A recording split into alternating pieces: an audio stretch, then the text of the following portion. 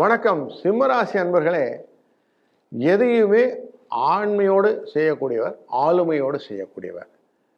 தனக்கு கீழே எத்தனை கூட்டம் வந்தாலும் அதற்கு முதன்மையாக கொள்ளக்கூடிய எண்ணங்களும் அதற்கான சீரான செயல்பாடுகளும் கொண்டவர் நீங்கள். அதனால் முதன்மைத்துவம் உங்களுக்கு எப்பொழுதுமே இருக்கிறது. இந்த சூழ்நிலையிலே உங்கள் ராசிக்குள்ளரே அமர்ந்திருக்கக்கூடிய செவ்வாயும் கேதுவும் மேலும் கொஞ்சம் குழப்பத்தை ஏற்படுத்தக்கூடிய சூழ்நிலையாக அமர்ந்து விடுகிறார். ஏன்னா புத்தியில் போய் சூடாக ஒரு விஷயம் அமர்ந்துருச்சுன்னா எப்படி இருக்கும்?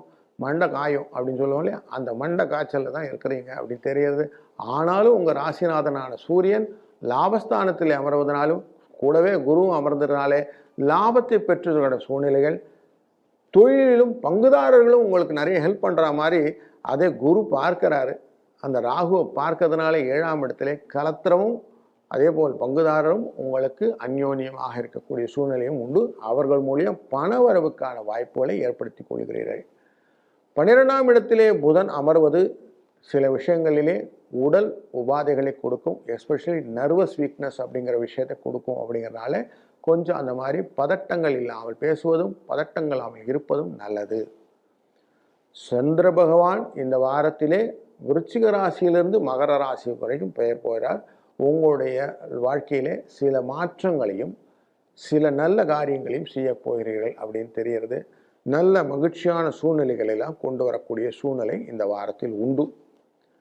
திருமண வரன்கள் தேடிக்கொண்டு இருப்பவர்களுக்கு ஒரு நல்ல வரன் கிடைப்பதற்கான வாய்ப்புகளும், குழந்தைகளை பற்றின எண்ணங்களிலே அவர்களுடைய முன்னேற்றங்களிலே பற்றிய எண்ணங்கள் எல்லாம் ஈடேறி நல்ல ஒரு பொசிஷனில் கொண்டு உட்கார வைக்கிறதுக்கான வாய்ப்புகளும் இருக்கிறது. சில அன்பர்களுக்கு வேலை வாய்ப்புகள் நல்லபடியாக கிடைக்கக்கூடிய சூழ்நிலை இருந்தாலும் வேலையில் கொஞ்சம் எச்சரிக்கையும் கவனத்துடன் இருக்கக்கூடிய சூழ்நிலையும் இருக்கிறது.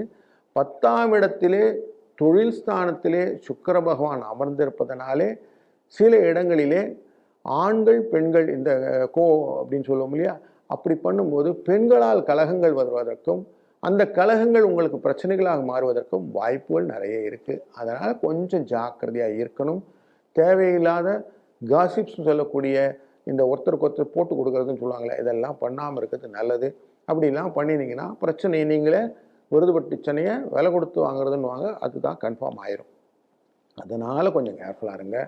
8ஆம் இடத்துல இப்போ சஞ்சரித்து கொண்டு இருக்கிற மீனராசியில் இருக்கிற சனி பகவான் அவர் கொஞ்சம் பயத்தை கொடுத்துருக்கிற சூழ்நிலையை இந்த வார கடைசியில் வக்ரம் அப்படின்னு 13ஆம் தேதி அன்னைக்கு ரிவர்ஸ் எடுக்க போகிறார். அதனுடைய தன்மையை அடுத்த வாரம் நல்லா புரிஞ்சுக்கிட்டு நம்ம பார்க்கலாம். அப்போ ஓரளவுக்கு நமக்கு எப்படி இருக்கும்னு தெரிஞ்சு போயிடும். ஆனால் இப்போ எப்படி இருக்குது? கொஞ்சம் பயத்தோடு தான் இருக்குது அப்படிங்கிறது தெரியுது. இந்த பயத்தை போக்கணும்னா சிவனை வழிபடணும். சிவனை வழிபடுவது மட்டும் இல்லை, ஜேஷ்டாபிஷேகத்தன்னைக்கு வைஷ்ணவ கோயில் எல்லாத்துலேயும் போய் பெருமாளையும் வழிபடலாம். இதெல்லாம் வழிபட்டால் என்ன ஆகும்னா நமக்கு கவலைகள் மறக்கும், சிந்தனைகள் ஆன்மீக சிந்தனைகள் நல்லா பெருகும். அது மட்டும் இல்லை, தெளிவு இருக்கும். அந்த தெளிவு வந்துட்டனாலே வாழ்க்கையில் நல்லதாயிடும். 1-6 என்ற அதிர்ஷ்ட எண்ணை பயன்படுத்திக் கொள்ளுங்கள். இந்த வாரம் சுபிட்சமான வாரமாக அமையட்டும். வாழ்க வளத்துடன்.